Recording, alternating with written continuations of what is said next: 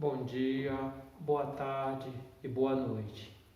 Seja bem-vindo ao nosso canal e hoje nós vamos falar sobre a mudança do mentalismo para o capitalismo.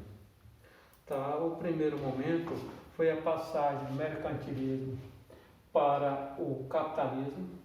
O mercantilismo começou pelo acúmulo de metais. Ou seja, esse acúmulo de metais era quando um país, quanto mais juntasse metais, pedras preciosas, bens de metais, ele seria o país mais rico. Esse seria o conceito do metalismo, ou seja, acúmulo de metais. Quanto mais acumulasse, mais rico seria e, por consequência, mais aceito pelos outros países como um país rico.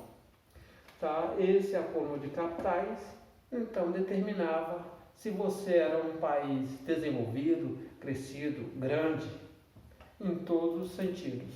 Tá?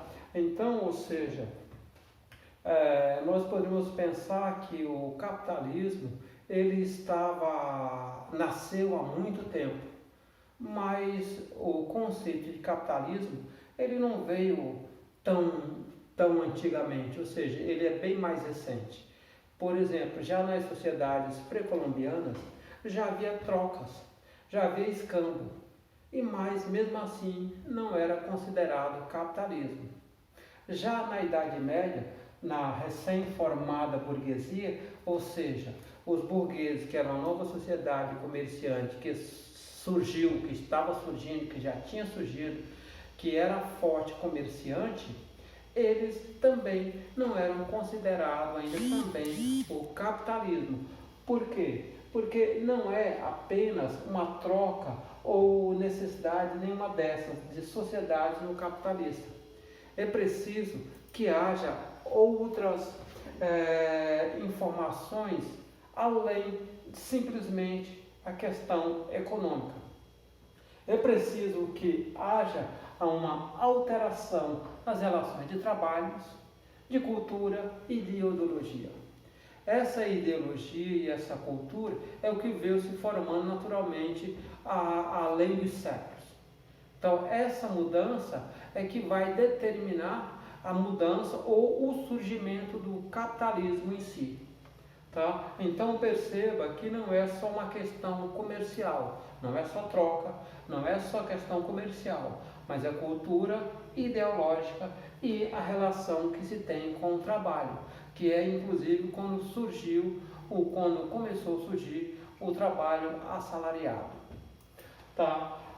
A expansão do surgimento das corporações, das guildas, já ou ainda na Idade Média, essas corporações, essas guildas, eram uma empresa familiar, ou até mesmo de amigos que se formavam, você se uniam por um bem maior, como o sapateiro, trabalhar com os sapateiros. Por quê? Porque aí eles podiam ditar, por exemplo, o preço de suas mercadorias da sua atividade.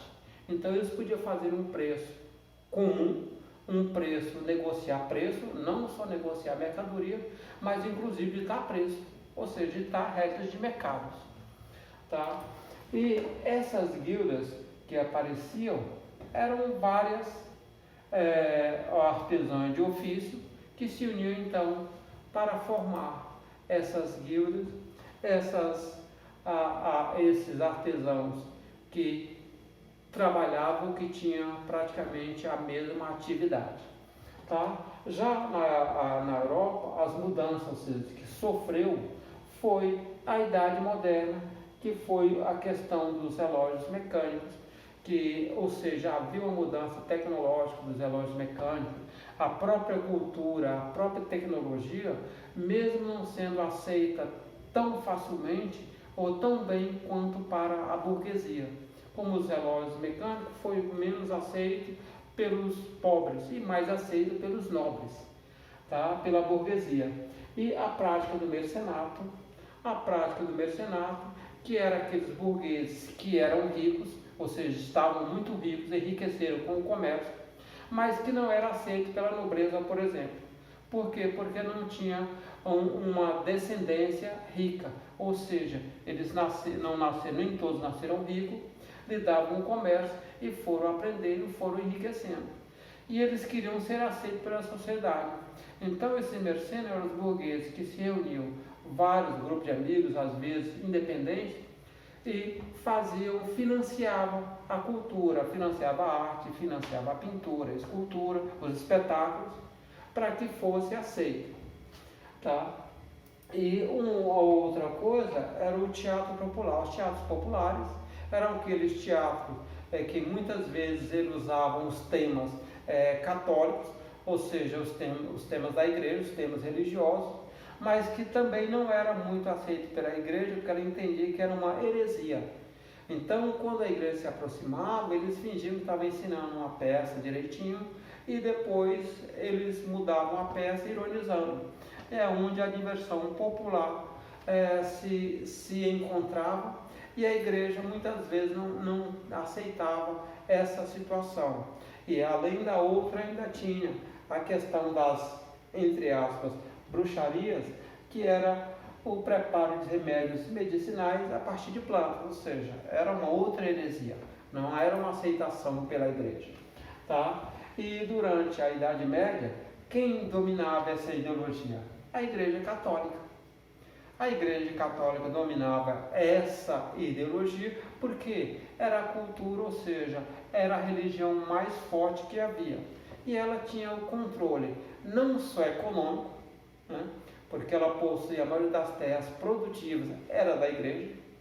A questão que tinha da igreja de colocar a igreja como a cultura, colocar a cultura como religião, ela detinha a cultura, detinha o poder econômico, poucas pessoas sabiam ler, ela que ministrava cursos.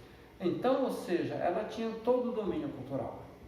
E é claro que ela não ficava contente com essa situação onde o mundo estava deixando de ser teocêntrico e passando a ser antropocêntrico, ou seja, onde o homem buscava um caminho, ou seja, o caminho dele. A fé já não era, entre aspas, o topo, o mais importante. A fé, então, a religião deixa de ser o centro do universo, ou seja, o centro das atenções, e passa, então, a ser o homem. Ou seja, agora tudo, entre aspas, deveria ter uma explicação científica. Ou seja, tudo era em função do homem. O homem tentava explicar os fenômenos da natureza, o homem tentava conhecer, mostrar, criar máquinas, tecnologia ao máximo que era possível. Tá? E a reforma protestante de 1517 com o Martinho Lutero ampliou essa diferença, ou seja, essa distância do teocêntrico para o antropocêntrico. E muitos mecenatos, os burgueses, aceitavam porque eles queriam também prestar dinheiro a juros, que era a usura. E a usura, naturalmente, era contra, ou seja, a Igreja Católica era contra a usura. Então ele era contra o empréstimo. E com esse protestantismo houve uma aceitação maior da usura e, por consequência, os burgueses também aceitaram mais essa nova denominação. Tá? E assim, seguindo a sociedade, eles continuaram sendo equilibrados, ou seja, continuaram aproveitando o seu poder, a sua economia, e assim foi que surgiu então a denominação de capitalismo. Então percebam que o capitalismo ele não só é acúmulo de riqueza, não é só troca, não é só escambo, mas sim a questão cultural, ideológica e a questão de trabalho. São esses três pontos importantes.